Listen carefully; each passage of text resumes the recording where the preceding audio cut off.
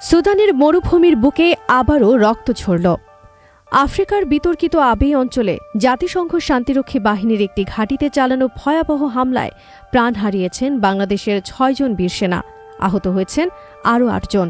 সর্বশেষ পাওয়া খবরে জানা যাচ্ছে, হামলার পর দীর্ঘ সময় ধরে ওই এলাকায় তীব্র সংঘর্ষ চলেছে। পুরো পরিস্থিতি যেন শান্তি মিশন নয়, একেবারে যুদ্ধক্ষেত্র। গত রবিবার ভোররাতে শুরু হওয়া এই হামলা ছিল সম্পূর্ণ অতর্কিত। হঠাৎ করেই শান্তিরক্ষী ক্যাম্প লক্ষ্য করে শুরু হয় বোমাবর্ষণ, অগ্নিকাণ্ড ও বিস্ফোরণ। মুহূর্তের মধ্যেই মরুভূমির নীরবতা ভেঙে যায়। চারপাশে ছড়িয়ে পড়ে বারুদের গন্ধ, আতঙ্ক আর মৃত্যুর ছায়া। আবেই আফ্রিকার মানচিত্রে ছোট একটি নাম, কিন্তু এই ছোট এলাকাটিকে ঘিরেই বছরের পর বছর ধরে জমে আছে সংঘাতের আগুন।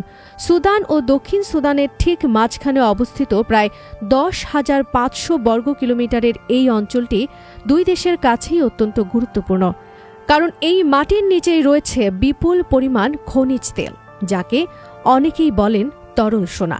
২০০৫ সালে সুদানের দীর্ঘ গৃহযুদ্ধের অবসান ঘটাতে স্বাক্ষরিত শান্তি চুক্তির পর আবেইকে বিশেষ অঞ্চল ঘোষণা করা হলেও বাস্তবে এখানে কখনোই স্থায়ী শান্তি আসেনি, বরং সময়ের সঙ্গে সঙ্গে এই এলাকা আরও বেশি অস্থিতিশীল হয়ে উঠেছে।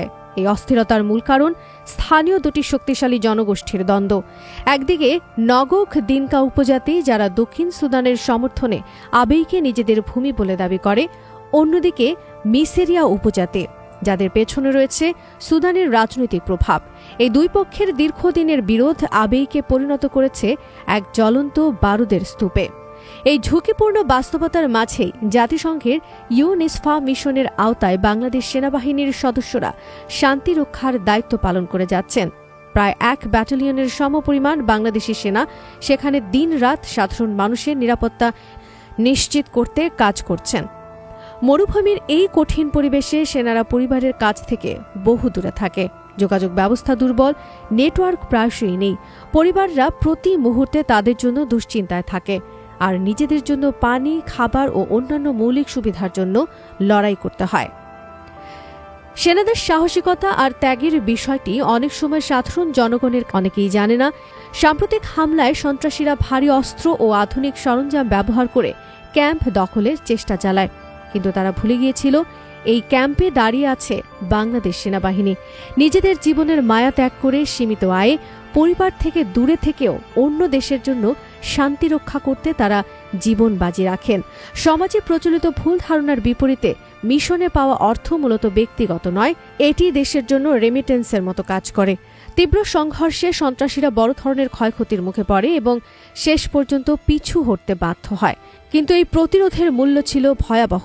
শত্রুপক্ষের ভারী গোলাবর্ষণে শহীদ হন ৬ জন বাংলাদেশি শান্তিরক্ষী।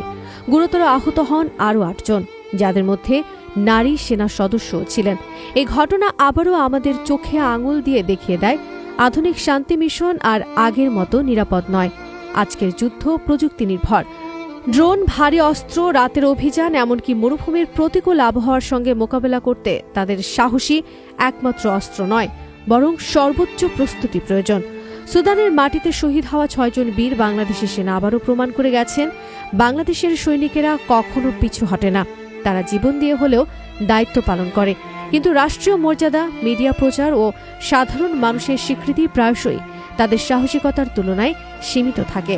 শহীদদের প্রতি গভীর শ্রদ্ধা, তাদের এই আত্মত্যাগ যেন বৃথা না যায়, এটি আজ আমাদের সবার সামনে সবচেয়ে বড় প্রশ্ন। একই সঙ্গে মনে রাখতে হবে, পরিবার থেকে দূরে, সীমিত সুবিধা ও কঠিন পরিবেশে প্রতিটি মুহূর্তে এই সেনারা মিশনে লড়াই করে যাচ্ছেন। মিডিয়ায় এই বিষয় যথেষ্ট পৌঁছায় না, কিন্তু তাদের সাহস এবং ত্যাগ দেশের জন্য অমূল্য।